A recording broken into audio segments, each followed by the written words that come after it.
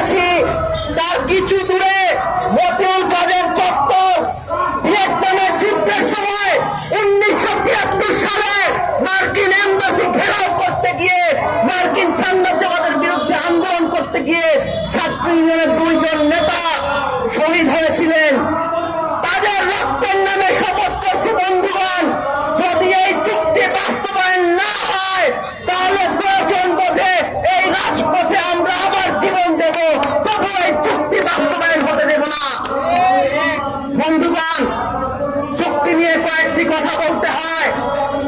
যেই চুক্তিটি বাস্তবায়িত হয়েছে সেই চুক্তি গত সরকারের দায়িত্বশীলদের তরফ থেকে বলা হয়েছে তারা বিএনপি জামাতের সাথে আলোচনা করে এই চুক্তি করেছেন।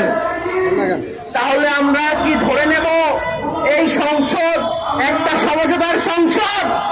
এই সংসদ আওয়ামী লীগের আমলের আওয়ামী লীগের জাতীয় পার্টির মতো সংসদ, সরকারি দল এবং বিরোধী দল তারা একসাথে যৌথভাবে মানুষজনের বিরুদ্ধে গিয়ে মানুষজনের কথা চিন্তা না করে মার্কিন সাম্রাজ্যবাদের এই চুক্তি বাস্তবায়ন করেছেন। যদি তা ধরে নেই তাহলে আমাদের যে লড়াই, যেই লড়াই আওয়ামী লীগ আমলের আওয়ামী লীগ সহ আওয়ামী লীগের দোসরদের সাথে ছিল, একসাথে আমরা আওয়ামী লীগের দোসরদের বিরুদ্ধেও সংগ্রাম করেছি। যদি এই চুক্তি বাতিলের জন্য আমাদের বিএনপি জামাতের বিরুদ্ধে একসাথে লড়াই করতে হয়, সেই লড়াই কিন্তু চলবে।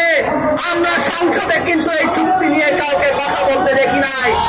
এই চুক্তি যদি বাস্তবায়িত হয়, দুঃখের বিষয়, পরিতাপের বিষয়, যখন আমেরিকা বিশ্বব্যাপী একটি শুল্ক আরোপ নীতি শুরু করলো, তখন কিন্তু আমেরিকান যে আদালত, সে আদালত এই শুল্ক নীতিকে অবৈধ ঘোষণা করলো।